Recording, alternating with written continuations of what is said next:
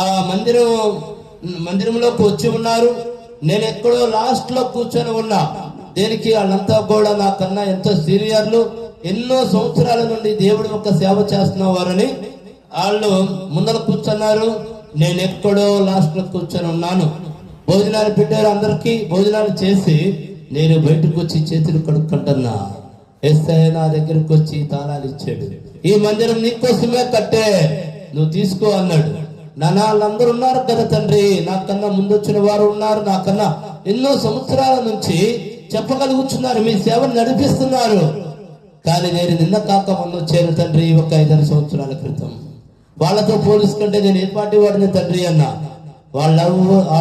వాళ్ళెవరు కూడా నాకు అవసరం లేదు, నువ్వు నాకు కావాలి. ఈ మందిరం నేను నీకోసం కట్టించా, నువ్వు తాళాలు తీసుకో అన్నాడు. నాన్న నాకేమొచ్చు అన్నా. నేనున్నాను కదా అన్నాడు. నాకు దర్శనములో యేసయ్య ఆ విధముగా నాకు చూపించిన దర్శనం అండి. అందుకే నేనేం చేస్తున్నానంటే, నా దేవుడు నాకు కట్టించి మందిరం అప్పచెప్పాడు కనుక నేను ముందుగానే, అంటే నాకు దేవుడు చూపించాడు కాబట్టి నేను పరిపూర్ణంగా నమ్మాను కాబట్టి కృతజ్ఞత కూడిక 40 రోజులు పెట్టుకున్నాము. ఈ రోజు 27వ రోజు వరకు కూడా దేవుడు నడిపించి ఉన్నాడు. ఇంకా 13 రోజులు ఉన్నాయి.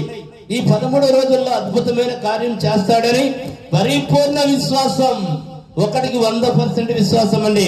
ఆయన చేసే అద్భుతాలు రెప్ప పాటు చాలండి, కళ్ళు మూసేలోపే అద్భుతాలు జరిగిపోతాయి. అంత పరిపూర్ణమైన విశ్వాసంతో ఉన్నాను.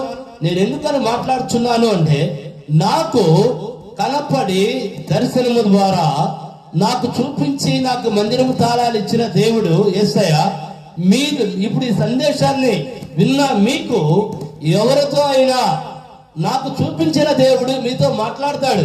నాకు పరిపూర్ణ విశ్వాసం. మీతో అలా ఎవరితో అయినా మాట్లాడి మీరు ఆ బిడ్డకి సహాయం చేయండి మందిరం కడటానికి అని కనుక దేవుడు యేసయ్య మీతో మాట్లాడిన వారు ఎవరైనా కనుక ఉంటే, మీరు ఖచ్చితంగా మన మందిరం కడటానికి మీరు ముందుకు రావచ్చు, మీరు డొనేషన్ చేయవచ్చు.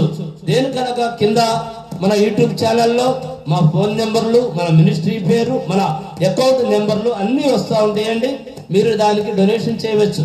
అదే విధముగా మీకు ప్రేరేపణ కలిగిన వారు కూడా మందిరానికి మా వంతు సహాయం కూడా మేము చేయాలి అనుకున్న వారు ఎవరైనా ఉన్నా సరే, మీరు ఖచ్చితంగా మంది QR కోడ్ ఉంది, దాన్ని స్కాన్ చేసి కూడా మీరు డొనేషన్ చేయవచ్చు. అదే విధముగా ఇంకొక మాట నేను చెప్పేది ఏమనగా, ఈ సందేశం విన్నా మీరు ఎవరైనా సరే